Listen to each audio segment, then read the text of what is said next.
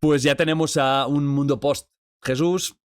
Estamos en el 40 y poquísimo, ¿no? O 30 y pico. Dura 4 o 5 años solo Calígula, 37-41 dura más o menos. Calígula es uno de los nombres que así, para la gente, suena peor a nivel de...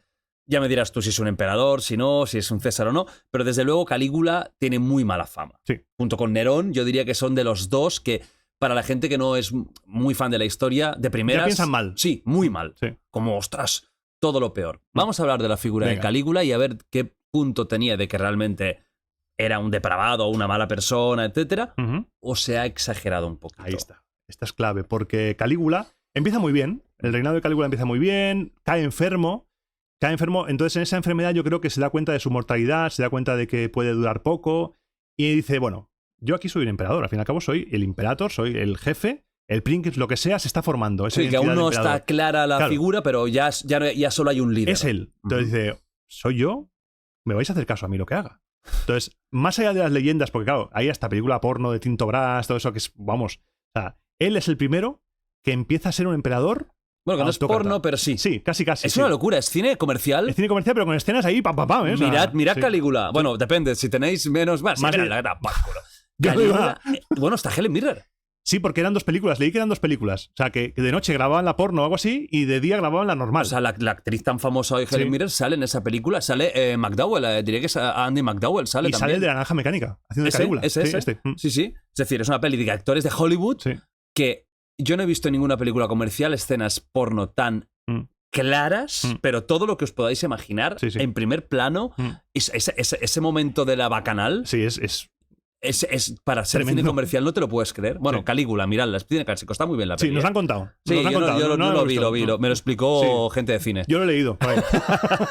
Bueno, pues Calígula, claro, tiene esa fama, ¿no? Claro, de Calígula tiene esa fama de incesto con sus hermanas, Yes. que si roba mujeres a los senadores y se las lleva, monta un prostíbulo para pagar el erario público porque el erario estaba maltrecho porque había hecho un montón de obras públicas un poco extravagantes, pero aquí tenemos que quizá no todo fuera como nos han contado. Porque aquí tenemos una figura, que ya hemos avanzado el tema de los autores latinos, de los autores romanos, que en el fondo escriben para su propia élite. Entonces, él, Calígula, es el primer emperador que es autócrata, que empieza a gobernar sin contar con el Senado. Hasta entonces, tanto Augusto como Tiberio, aunque sejano no mucho, habían contado con la representación, con la idea de que la república continuaba viva. Y la república necesitaba el Senado. El Senado era el órgano consultivo, el órgano que decidía, el órgano que estaba ahí. Era el corazón de la república.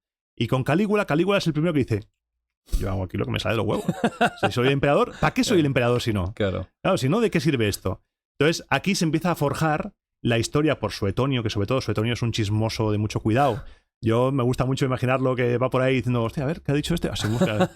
Esto estaría en TikTok hoy. Sí, en TikTok. La nueva relación de Calígula. Luego viene mi madre y me pregunta, ¿se ha muerto tal persona? No se ha muerto. Pues lo he escuchado en TikTok. Pues Suetonio sería ese. Ese sería, que ¿no? difunde vídeos de mierda falsos. Ajá. Entonces, Suetonio, años después, porque Suetonio no vive en tiempos de Calígula, vive después, empieza a contar la historia de un Calígula, de un monstruo, de un Calígula que es como un tirano grotesco, horrible, violador, incestuoso, bueno, deificó a una de sus hermanas, así que igual sí que tenía una relación especial con una de ellas.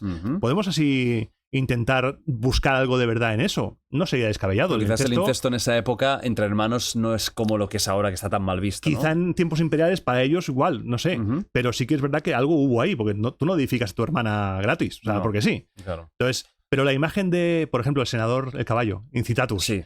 Se dice que lo nombró senador ¿Eso es o verdad? cónsul. Ajá. Eso, la investigación actual se inclina a pensar que lo que dijo Calígula es, sois unos inútiles, mi caballo lo haría mejor.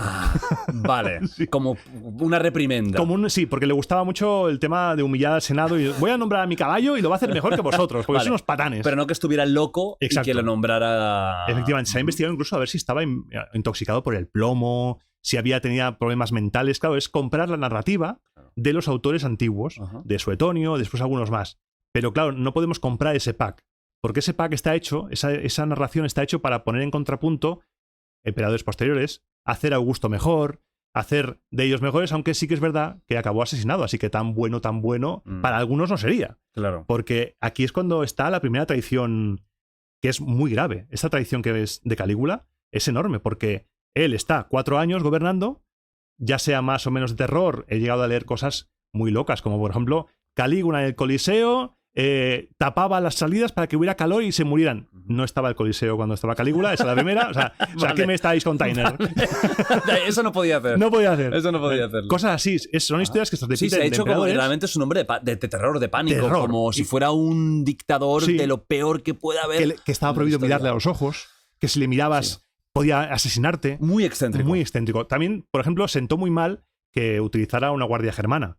Porque Calígula, no olvidemos que era hijo de Germánico. Germánico era un héroe para la República. Germánico es el vengador de Teutoburgo.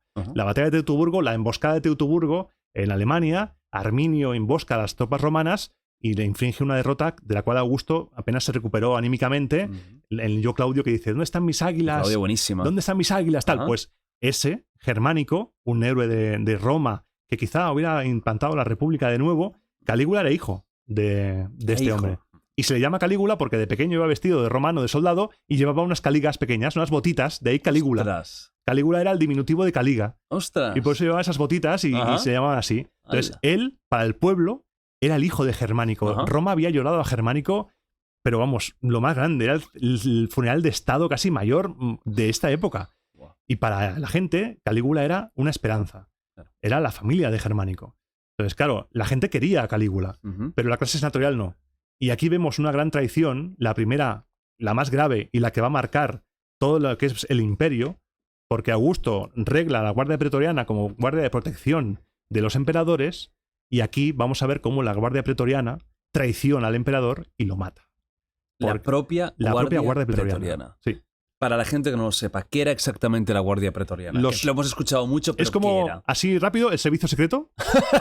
Que están siempre con el la Mossad de la época. Sí, siempre están con el presidente, pues con el emperador. Era un cuerpo militar que tenía mucho más privilegios que en el ejército. Esa era, vamos, de élite. O sea, lo mejor de lo Cobraban mejor, estaban mejor vistos, tal. Estaban en Roma, no estaban ahí en los sucios, en Limes, no estaban en lugares remotos, sino que estaban en Roma, en su casa. Ahí en el campo de Marte, en el Castro Pretorio. Protectores del emperador. Eran la guardia de corps del emperador. Entonces, claro, ya había habido una experiencia previa mala. El prefecto de Pretorio de Tiberio, que era Sejano, Helio Sejano, había sido un tirano, había empezado a matar gente, había empezado a gobernar por su cuenta, pero no había matado al emperador. Había traicionado a Roma, pero no al emperador. Pero en este caso de Calígula, sí que hay una figura Casio Querea que nos cuentan que estaba hasta los huevos de Calígula, porque se reía de él. Calígula se reía de él, según esta historia, y porque tenía la voz muy aguda, y entonces le llamaba Venus, le imitaba, se reía de él. Vale. Entonces, esa es una razón un poco así loca para matar a alguien. Hay una conspiración de fondo. Yo creo que hay una conspiración de fondo de la élite senatorial. Entonces, un día, Calígula va del teatro a unos baños suyos, públicos, tal, y en un pasillo, de repente, se le abalanzan varios pretorianos, lo apuñalan, y entre ellos Casio Querea. Se lo cargan, y luego, a diferencia de los cesaricidas, se cargan a su mujer, a la mujer de Calígula, se cargan a su hija, se cargan a la familia, e intentan, según he leído, proclamar de nuevo la república. Porque quieren acabar con ello.